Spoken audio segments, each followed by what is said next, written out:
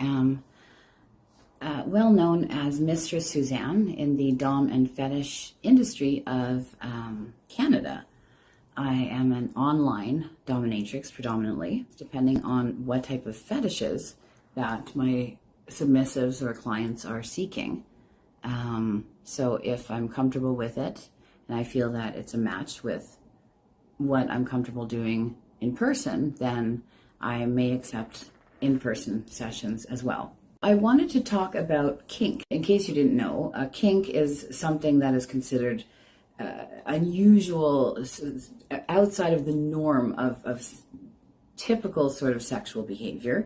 And a fetish is where somebody has an attraction to something other than the regular genitalia on the human body. So in other words, they could have a fetish for feet or a certain type of garment, such as latex or rubber, leather.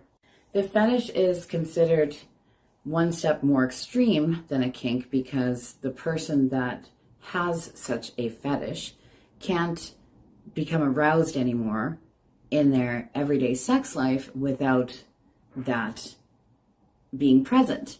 The term of both kink and fetish I find are so loosely put together, and there's not really a clear definition for a lot of people. I recently watched a video on YouTube about what are the kinkiest things you've ever done, and they asked 100 people that question. What's the kinkiest thing you've ever done? And I heard answers from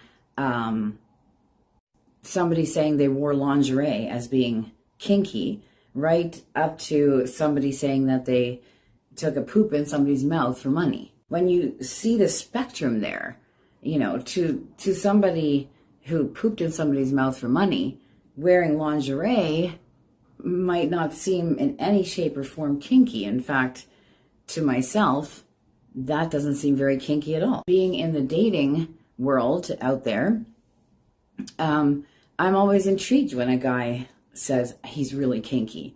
What do you mean you're kinky? Like what kind of things are you into? And I've had them say anything from I like to spank a girl during sex, right up to have me give them a blowjob, but instead of swallowing their sperm, they want me to spit it back into their mouth. That's a huge wide spectrum from one extreme to one non-extreme really to the next, right? And there's a lot of kink shaming out there. That I feel might be my calling in life, is to help kinky people or people that have kinks understand that, for one, they're not alone.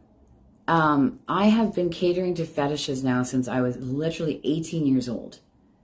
And my first fetish that I catered to was an adult baby.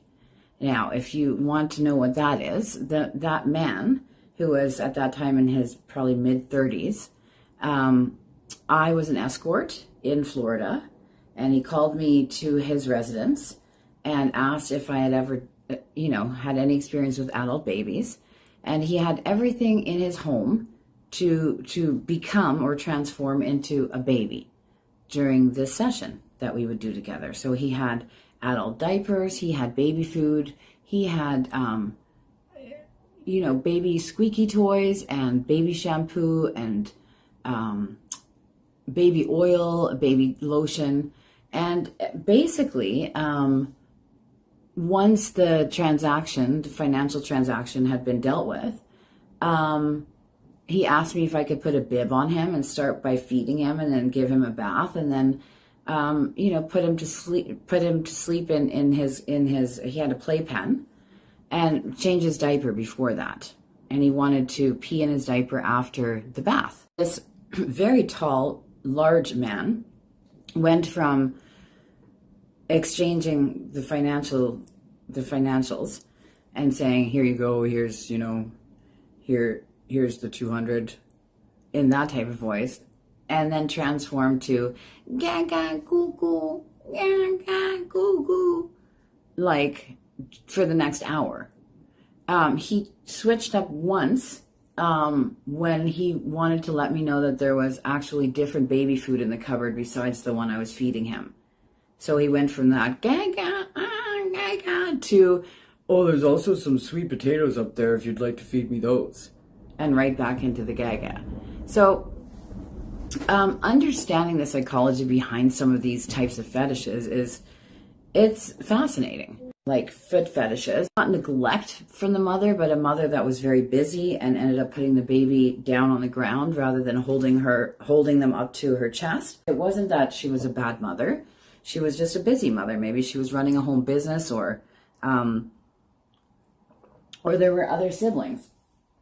And the baby would be left to crawl along the ground and was always tugging at her feet, trying to get her attention and her love. And the feet became a symbol of adoration.